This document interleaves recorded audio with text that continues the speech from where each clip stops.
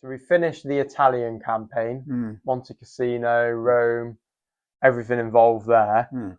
And then you said how you went back to England for your wireless instructor training. That's right, Bovington. That's it. Yeah. And then went to Belgium, but the fighting was pretty much over there, wasn't it? Yes, I only had 3 months, see.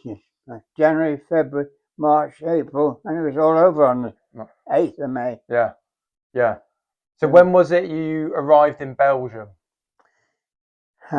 January, 45. Okay, right. Was it the start of January? Was it just at the beginning of January, just after Christmas? Literally just after Christmas. Yeah. Wow. Okay. Yeah. So you got to have Christmas at home? No, we had it in barracks in Aldershot. Did you? Yeah. Okay. Yeah. And then over to Belgium. Yeah. And how long were you in Belgium for then? Oh, only drove through it because Belgium had already been captured. Yeah. So then into Holland. Well, almost captured. We didn't see any action really in Belgium. At the time we got up the other end, it was all finished, you know. Yeah. They captured it all. Yeah. So a fleeting visit. Fleeting visit. Then into Holland. Yeah. Where we went up onto the River Maas. Okay. And took over from the Lancers who were on the river bank. Okay. And that was as far as the army had gone at the time. The River Maas, and then the well beyond it, and the Queen Wilhelmina's Canal beyond that again. Okay. So we had 3 water obstacles. Yeah. Anyway, we went into Holland and they moved us up onto the front line, and where we took over, as I said, from the Lancers. Yeah. Or the Hussars. I can't remember which it was, but it's in my history book. Yeah. And we did patrol work over the river into the boats, and so did the Germans. The Germans used to send boats across rubber ones, but they had rubber inflatable. Okay. And with a couple of rifle shots, we could sink them, and they were left swimming in the water. Yeah. So they had a lot of casualties doing it. Mm. Whereas our boats were wooden ones and much more protective. Yeah. And they couldn't sink them so easily. So you and the British troops were one side of the river, and the Germans were the other side. That's right. And these crossings, were they happening during the day or at night? Nighttime. Nighttime. Nighttime, yeah. The cover of darkness. That's right. Yeah. Every now and again they'd raid us and we'd raid back again. Yeah. But I didn't do any raiding myself because I was in charge of the 75mm guns. Because I was 6th Troop. Mm. So I was firing these guns across the river to give them head cover, you know, to give them protection. Yeah. Get the Germans to keep their heads down. So gave the people that were doing the crossings a better chance of survival. Yeah.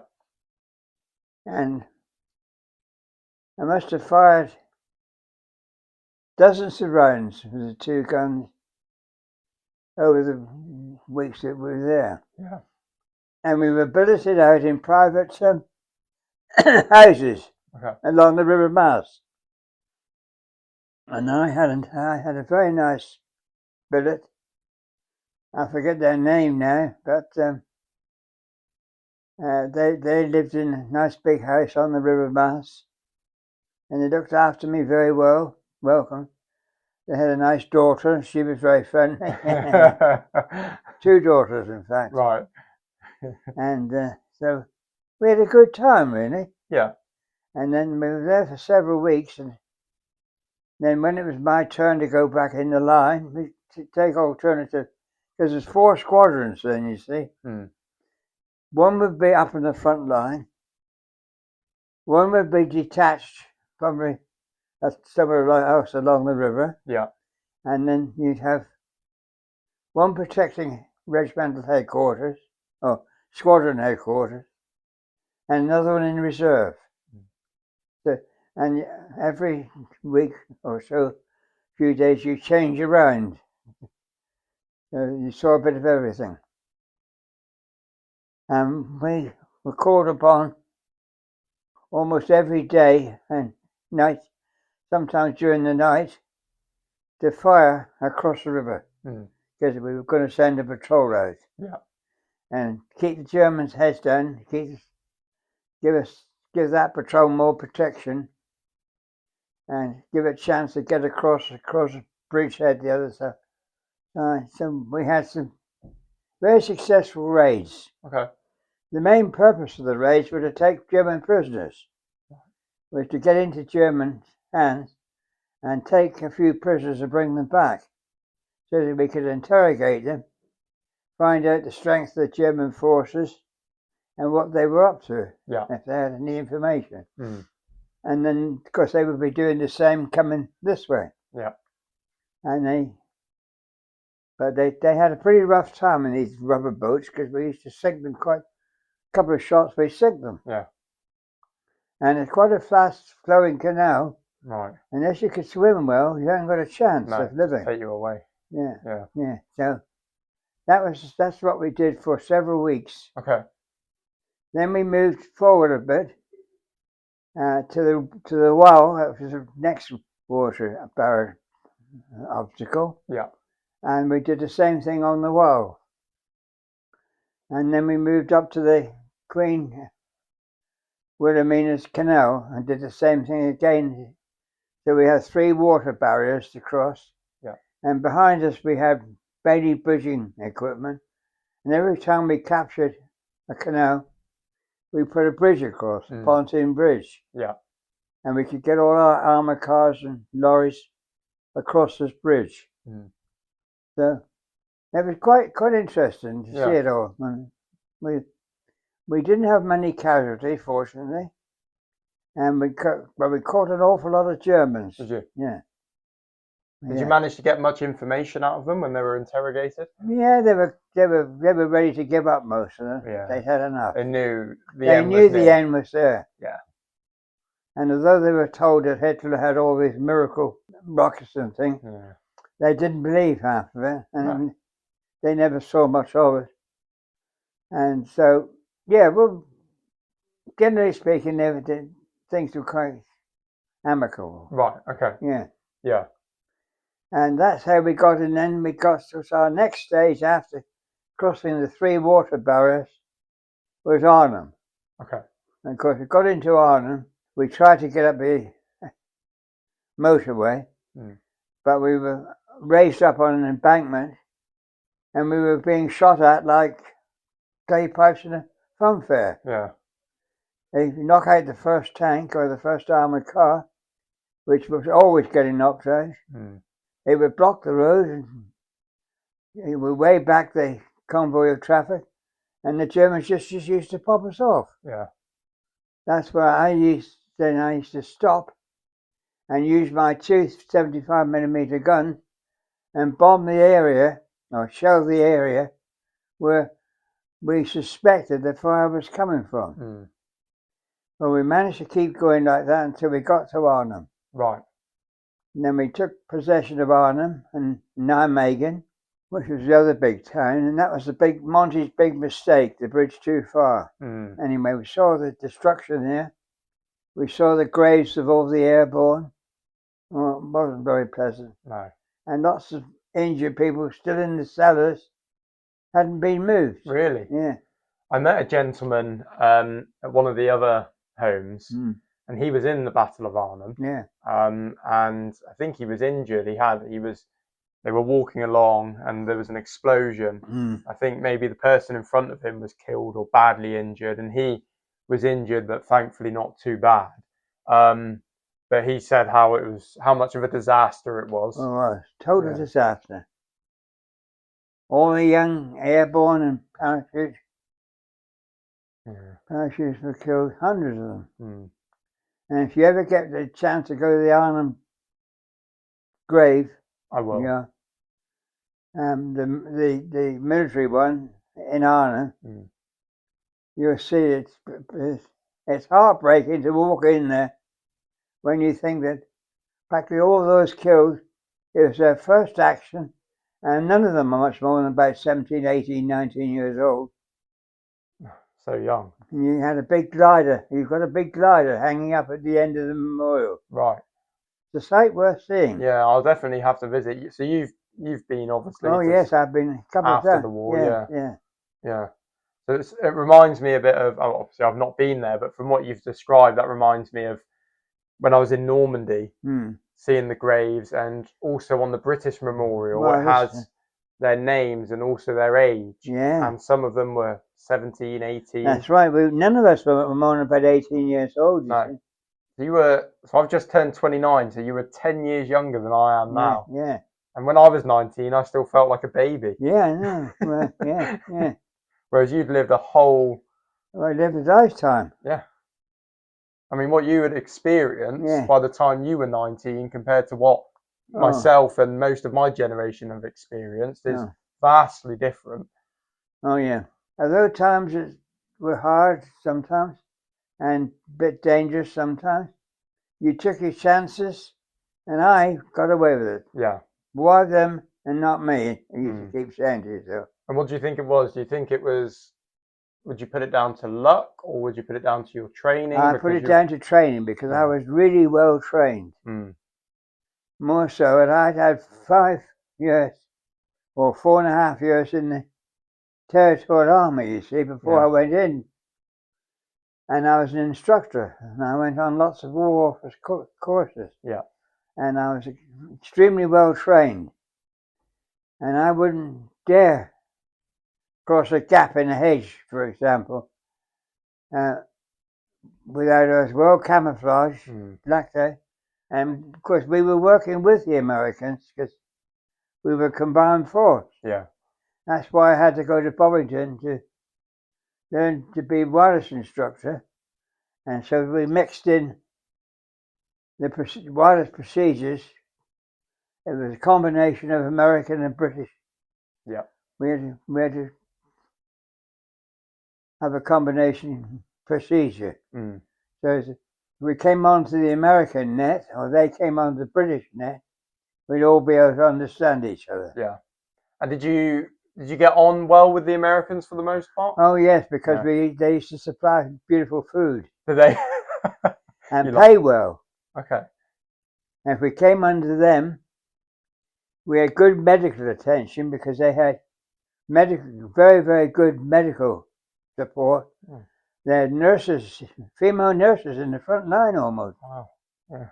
And if it wasn't for the Americans, I wouldn't be here because I got malaria, and they diagnosed malaria. So I had a mosquito sting one night. I hadn't got a net. And they rushed me into the American hospital, and they gave me quinine for every 4 hours, night and day, and they sweat me to blazes and sweat it all out of me. And I came back to the regiment 3 weeks later, fit and well. Yeah. But if it hadn't been for the American hospital, I wouldn't be here. No. You're quite thankful for their presence. Yeah, because quite a lot of people, British troops that had malaria in Italy, died. Terrible it was. Yeah. And malaria itself, awful disease. Yeah. What was it like having it then? Well, just like having flu, or an extremely bad dose of flu. You can't swallow, you can't taste anything. You're sweating like a pig all the time. Yeah. Absolutely pouring off you. Temperature 106, 107 degrees. They cured me. Got me fit and well. Yeah. So thanks to the American hospital, and we had this American hospital attached to it, as we did American engineers who had bulldozers. We'd never heard of them until the Americans joined it. Yeah. So they introduced the bulldozer. Anyway, there we are. We got into Arnhem. Yeah. And we policed Arnhem for a few weeks. Caught a lot of Germans, prisoners who were quite willing to give themselves up. Yeah. Which they did. Threw their rifles on the floor and walked towards us. Yeah. And so that was quite an experience. And then, of course, we kept coming across these terrible concentration camps. Yes. Belsen was the first one, and we were just told to drive around it, look through the fences and see the bodies in pits, and the stench was dreadful. And got the civilian population lived up in the road in Belsen town. Reckon they didn't know a thing about it, which is absolutely nonsense, because you could smell it miles away. Could you? So anyway, we got them, or at least we didn't, but the infantry that we had supporting us, and I think it was the Demodorters, they got the civilian population to go in and bury them properly. Yeah. So you saw these bodies piled up? In the pits, that's right. Those that were alive were just skin and bone. Anyway, they took them away and put them in hospital, and then we went on, kept on. The last water barrier before Berlin. We were told not to cross it in advance because political agreement, the Russians had to take Berlin. And our next axis of advance was Cuxhaven and Bremen and Bremerhaven, where there's massive great docks. And a lot of the German U-boats and surface boats, destroyers as these, were in there. Oh, really? Damaged, yeah. So we took that. Yeah. And we took the port. And of course, having got the port, we were able to unload a lot of our stocks and things there. Yeah. And it was, though the Mulberry Bridge, which you probably heard about, the floating docks, was built, that had to handle the incoming cargo because we were, well, I don't know about how strong we were, but all got to be fed, all got to be given ammunition. So we relied on a lot of stock coming in on that bridge. We couldn't have done without it. No. Until we captured one or two ports like Antwerp and Cuxhaven and Bremerhaven, which we did. And our second regiment was going up the other side of the river, and they went into Hamburg. Oh, right, okay. So we got to Hamburg and we got to Cuxhaven, or almost Cuxhaven, not quite so far, when we were going through this little village, and I was leading scout car, and I came across this massive great hole in the road. I couldn't get in it and out of it. So I called up the American engineers behind us, and they came up with their two bulldozers and started working on putting pipes in and filling in. And it was about an hour or so later, they made a road down into it and a road up out of it. And we were able to advance into the little village, or this little town called Himmelpforten. Okay. And there, it was about 8 o'clock, 9 o'clock in the morning. And we then, over the radio came, hello, Sugar Nancy, 6 location. I said, well, we're held up by a big explosion just short of the town of Himmelpforten. I said, once the Americans have filled in the pit, we will be able to advance. In the meantime, I said, the squadron commander has sent the infantry forward of us to take the chapel, which is sniping us, where I had that platoon sergeant killed. He was the last casualty of the war, from the regiment point of view. One of your interviews at BBC, you talk about it, don't you? And you've told me about it as well. But if you wouldn't mind talking a bit about what happened there. So you came across this crater in the road, didn't you? And then I came up to the crater, and my two front wheels of my Matador armoured car, 25-ton armoured car, with I had two of them, one each, and each had a 75 millimeter gun in them. And my scout car was literally on the edge of the pit, of the deep crater. And I had to stop because I couldn't negotiate it. So I called in my infantry troop, because if you stop, you're a very vulnerable target. Armored cars and tanks. So you put out an infantry protection all around you, where in the infantry troop behind me, there was 40 odd men, infantrymen, 4 sections of 10 men in a section. So one section was protecting me, one section was inspecting the crater and trying to sort out with the Americans best way to do it. And one section was ahead of me, getting on up towards the church, where the Hitler Youth were in this little, it wasn't a church, it was a little chapel. Just had a short tower on it. There was about 10 or 15 Hitler Youth in there, sniping at us. Fortunately, they couldn't hit anything. They were bad shots, and we only had just one casualty. And he got ahead. He came up out of the crater, and he head up over the top. He was about to crawl out and crawl along the road and crawl along towards the chapel when he was hit with a ricochet which came off the road and sliced through his head. So I immediately called up the medics, the American medical people behind us, and they managed to keep him alive for 3 weeks. But they couldn't do any more for him, and he died. So he was our last casualty, regimental casualty. So an hour or two later, when the Americans had filled in this crater and made a little slipway down and a slipway up, I advanced. Well, I was going to have my revenge for that sergeant being hit.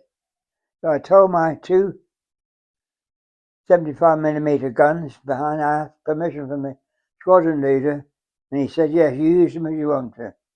And we fired upon this little chapel and blew it to pieces. And we must have killed 10 or a dozen Hitler Youth.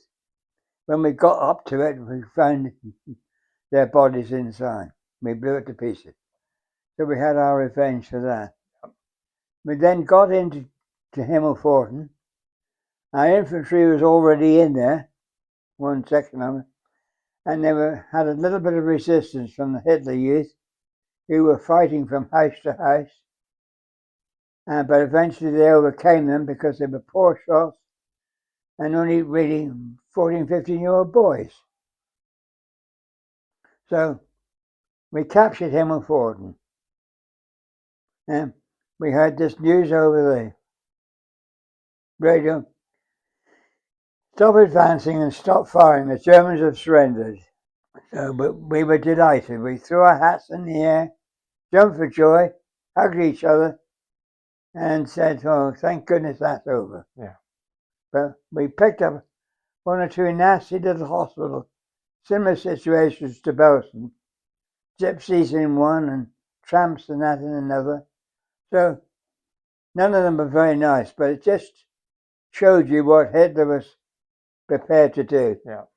You got shut away in these concentration camps and these mental hospitals. 2 mental hospitals we captured, and some of the conditions were frightful. Really? You can't describe them. No. We came across 2 or 3 of those. That's written in my history book, as much as I can remember. And we went on to advance up towards Cuxhaven. And we were getting nearer and nearer Cuxhaven when we had it over the radio. Stop exactly where you are. You're not going any further. So we stayed in Himmelpforten for about a week, I think, or just over. And then they sent us back to Bremen, where the motorway, the German motorway, what do they call them? The Autobahn. Autobahn. They sent us where we took command of the British end of the Autobahn and did a checkpoint there with the Russians. Right. There was Russians one side and we the other. And they only allowed so much of us through because Berlin was a shared responsibility. The French had a quarter, the British had a quarter, the Russians had a quarter, and the Americans had a quarter. Yeah. And we took it in turns, serving in Spandau prison, looking after Hess. And what was that like? So did you meet Hess? Oh yeah, well, inasmuch that we had to check that he was in his cabinet or about every half an hour. We would check that he hadn't committed suicide or done himself in some way. Yeah. And so he was well checked. So did he talk at all? No, we couldn't speak to him. You weren't allowed. You didn't know. You weren't allowed to. No. You were there to check on him, to keep him living. Yeah. He had to serve out his term of, I don't know what it was, 20 some odd years. Yeah, he ended up eventually being the only one left in the prison. That's right. And he died in his 90s. That's right. Yeah, he was very old, but I think he did eventually commit suicide. Yeah. But at a very old age. But he was, before he flew to Scotland, he was essentially second in command to Hitler, wasn't he? That's right. He was the deputy Führer, essentially. Yeah, yeah. Yes, he was. And then he flew over to the UK. That's right, in the was captured. Yeah. And he was put in the Tower of London, I think, wasn't he? For a short time. Yeah. Well, we only did a 3-month tour, Berlin, or just over 4 months. And we guided him all that time. Yeah. And I took it in turns. One squadron would be guarding the prison, and the other one would be patrolling the outside fence. Yeah. And another squadron would be patrolling the inside of the fence. So making Spandau prison very, very secure indeed. Yeah. Because he was a very valuable prisoner. Anyway, so we did our part for the time that we were there. We also patrolled the streets of Berlin itself and saw the ladies doing a lot of clearing up work. Berlin was virtually manless. Yeah. And the women, hundreds of women there. And they had their wheelbarrows and dust carts and things like that, clearing up the streets, the rubble in the streets and making the streets. And with the hope of getting Berlin virtually rebuilt as quickly as possible, which the Germans did. Yeah. They were extremely efficient. I take my hat off. And they had Berlin back in working order within, I don't know, 6 months or 9 months, something like that. It's amazing, really, isn't it? Amazing. Yeah. Whereas we in England hadn't even started clearing the rubble. No. No. And these ladies were working themselves to death, clearing the streets. Difficult, isn't it? A lot of those women, they probably had lost loved ones. Well, they'd all lost sons. a husband or a brother or somebody. Yeah. All of them. And then we established in Berlin what we called the NCO's Club, which was for corporals, sergeants and sergeant majors. Okay. In the Hotel Bristol on the Kurfürstendamm. And we used to go in when we were allowed a night or two off on the Liberty lorry, which would park up in the car park, probably 50 or 60 of us, a couple of 3 lorry loads, and we would be allowed to walk about the streets of Berlin. And as a senior NCO, as I was then, I used to go into the Bristol Club. We get a nice evening meal and half a bottle of champagne. So we had a pretty exciting time in Berlin. Yeah, so you enjoyed your time in Berlin post-war. That's right. Yeah. Because being a 6th troop with the heavy guns, I didn't do much patrolling of the camp. There's plenty of men fit and able to do that without using me.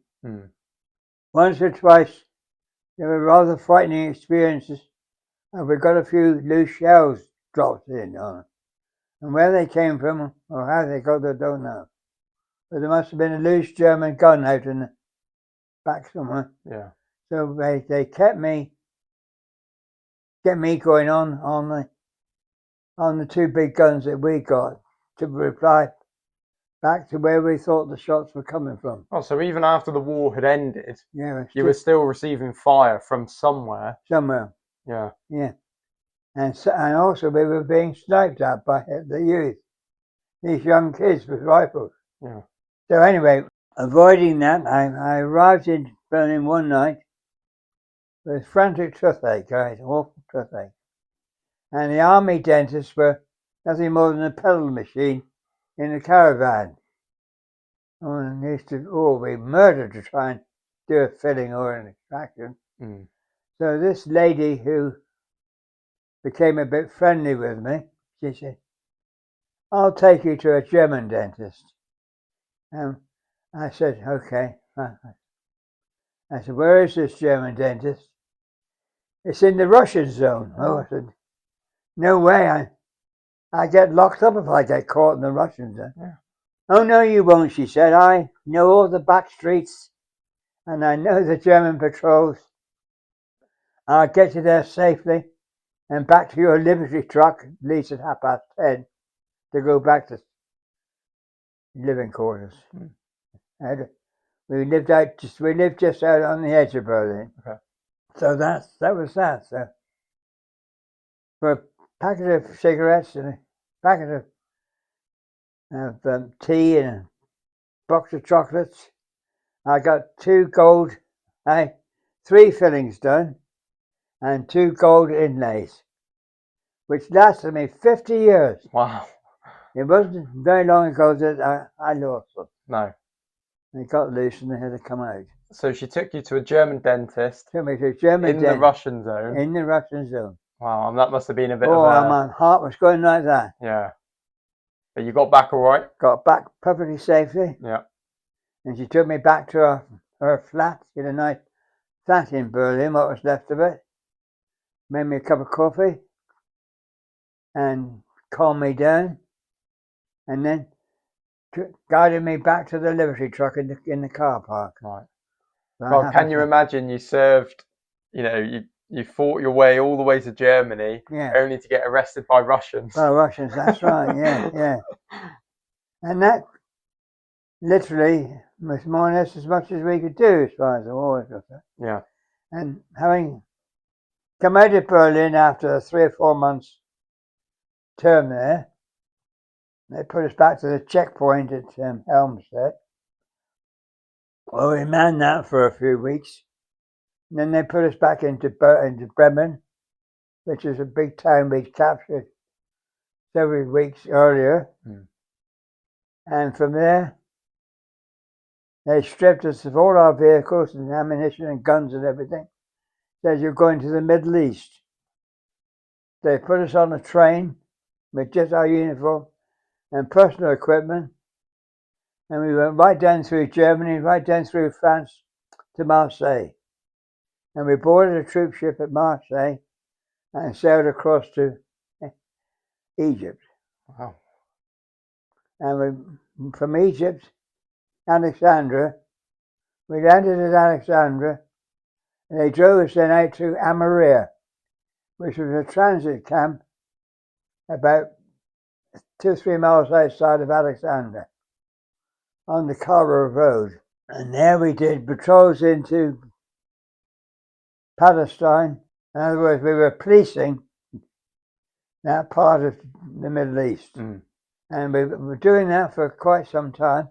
And I was doing a lot of radio, any amount of radio work between the patrols going out into these places and coming back into camp, having a rest, and then another patrol would go out from another squadron. We were doing that for about 15 months. Yeah. Then we had an order come through that all those that had done 3 years abroad plus would go back to England on leave. And I was one of those. So about 50 of us left the regiment in jeeps, and they took us down to Port Side, put us on a troop ship and sailed us back to Southampton. They then put me in charge of the wireless wing in Commonwealth Barracks at Windsor, and I had to reorganise that, and I showed King George VI around it. He spent an hour with me. Quite a long time. Yeah. And he was very interested in wireless and wanted to know how the wirelesses worked and that. And he had a go at speaking on them. So I explained an awful lot to him. And then it was my turn to come home. Well, I was already home. Yeah. But it was my turn to come out of the army. Yeah. I did 3 months at Windsor, and my age and service group was number 53. You were given a number, you see, on a release number, depending on how long you'd served, how old you were, and one or two other things. It worked out. So my release number was 53 or 52. And that was the end of the war for me. Over.